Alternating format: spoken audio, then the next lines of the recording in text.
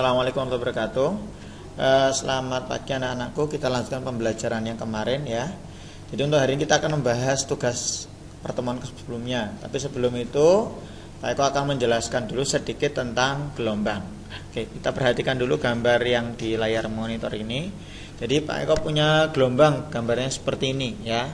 Nah, gelombang ini bergerak dari 0 sampai 8 meter. Ini adalah jarak yang ditempuh. Nah, waktu tempuh gelombang ini adalah 10 detik. Jadi dari 0 sampai 8 ini butuh waktu 10 detik. Nah, di dalam gelombang ini ada istilah yang perlu kalian pahami. Ya, yang pertama jumlah gelombang. Yang namanya satu gelombang ya, itu adalah satu bukit dan satu lembah. Jadi satu yang di atas, satu di bawah. Ini disebut satu gelombang. Karena di sini ada satu bukit satu lembah ditambah satu bukit satu lembah lagi, berarti dikatakan ini punya dua gelombang. Gelombangnya totalnya ada 2. Paham ya? Kemudian ada istilah yang lain yaitu panjang gelombang. Panjang gelombang itu adalah jarak yang ditempuh oleh satu gelombang. Jadi satu bukit satu lembah itu berapa jaraknya?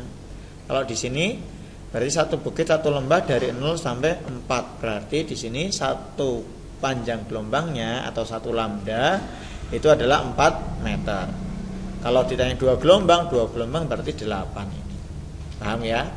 Kemudian istilah yang berikutnya ada istilah frekuensi. Frekuensi itu banyaknya getaran dalam 1 detik. Jadi 1 detik itu berapa kali bergetar. Nah, nilainya itu adalah N per T. Jadi jumlah gelombang atau jumlah getaran dibagi waktunya. Karena di sini adalah jumlahnya 2 dibagi dengan waktunya. Waktunya adalah 10, berarti 2 per 10. Totalnya ada 0,2 Hz atau 0,2 getaran per detik. Jadi 1 detik itu sudah bergerak sejauh 0,2. Paham ya? Kemudian yang terakhir ada istilah periode atau disingkat dengan simbol T besar ya. Periode itu adalah waktu yang ditempuh untuk satu gelombang. Jadi satu gelombang itu butuh berapa detik? Karena di sini 2 gelombang itu butuh waktu 10 detik, ya, berarti untuk satu gelombangnya butuh waktu 5 detik. 10 dapat 2, berarti satunya 5. Di sini 10 dibagi 2, 5 detik. Jadi satu kali bergelombang dari sini ke sini butuh waktu 5 detik. Paham ya? Oke, itu aja. Kita langsung ke pembahasan soal. Untuk halaman 52, soal nomor 1. Soal nomor 1 diketahui pada sebuah tali merambat gelombang dengan frekuensi 5 Hz. Kemudian jarak untuk satu periodenya yaitu atau lambda.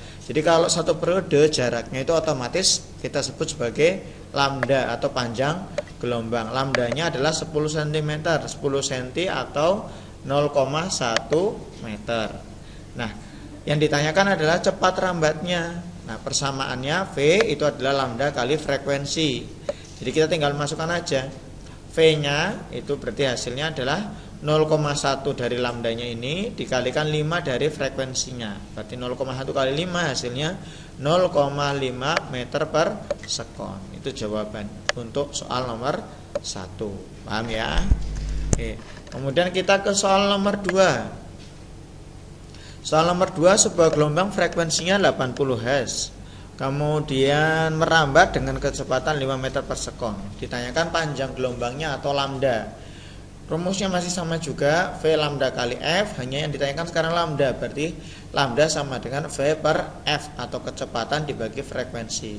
Kecepatannya 5, frekuensinya 80. Kalau kita hitung ketemu 0,0625 meter atau 0,06 juga boleh, 0,63 juga boleh. Ini jawaban untuk nomor 2.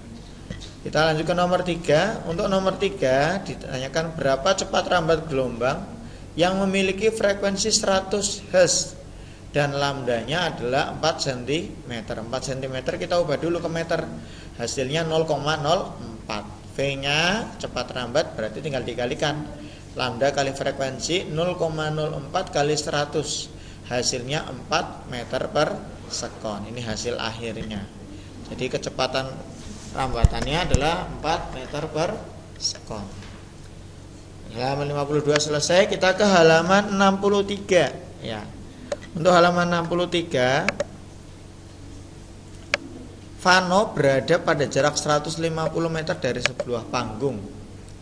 Kemudian jika cepat rambat bunyi di udara 340 meter per sekon, waktu yang dibutuhkan Vano untuk bisa mendengar suara dari panggung.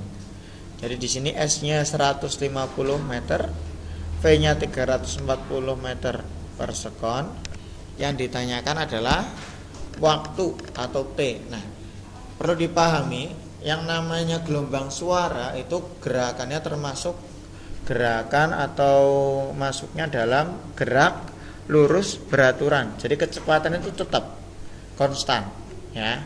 Maka di sini S itu adalah V kali T, sama seperti persamaan pada GLB, gerak lurus beraturan, karena kecepatan dianggap tetap, tidak berubah, ya.